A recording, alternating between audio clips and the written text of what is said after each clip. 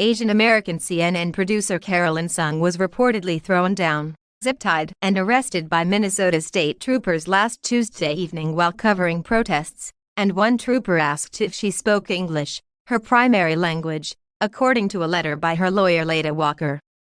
Sung tried to comply with a police dispersal order and leave the Hennepin County area while covering protests over the death of Daunte Wright, 20, who was shot by police at a traffic stop in Brooklyn Center on April 11, and attempted to identify herself with her CNN credentials, but to no avail, Walker wrote on Saturday. Despite repeatedly hearing Sung identify herself as a member of the press and tell the troopers that the zip ties were too tight on her wrists, one trooper yelled at Sung, "Do you speak English?" Walker's letter said, noting that Sung never resisted the police. While in jail, Sung reportedly was patted down and searched by a female officer who put her hands down her pants and in her bra. Then she was fingerprinted and electronically body scanned before being ordered to undress and change into an orange prison suit before her release. Walker's letter said that Sung was initially grabbed by her backpack before being thrown to the ground and had her hands zip-tied behind her back. Meanwhile, a security agent hired by CNN to work with Sung was apparently also detained but was released upon showing his CNN credentials. This is horrifying.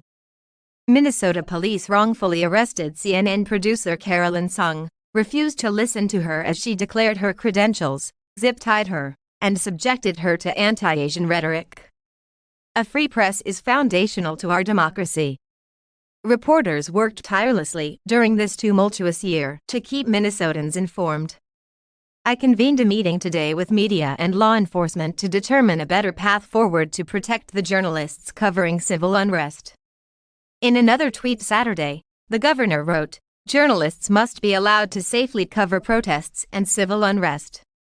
I've directed our law enforcement partners to make changes that will help ensure journalists do not face barriers to doing their jobs."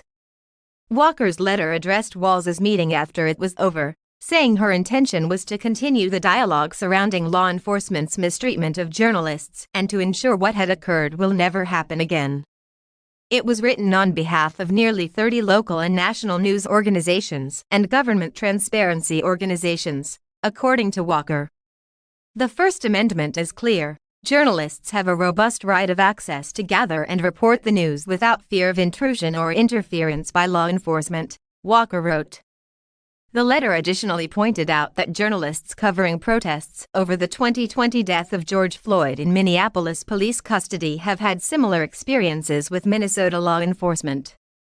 The same day Sung was detained, Walker wrote that a photojournalist in Brooklyn Center was tackled, put in restraints and issued a summons, and in a separate incident, a New York Times journalist and others were assaulted.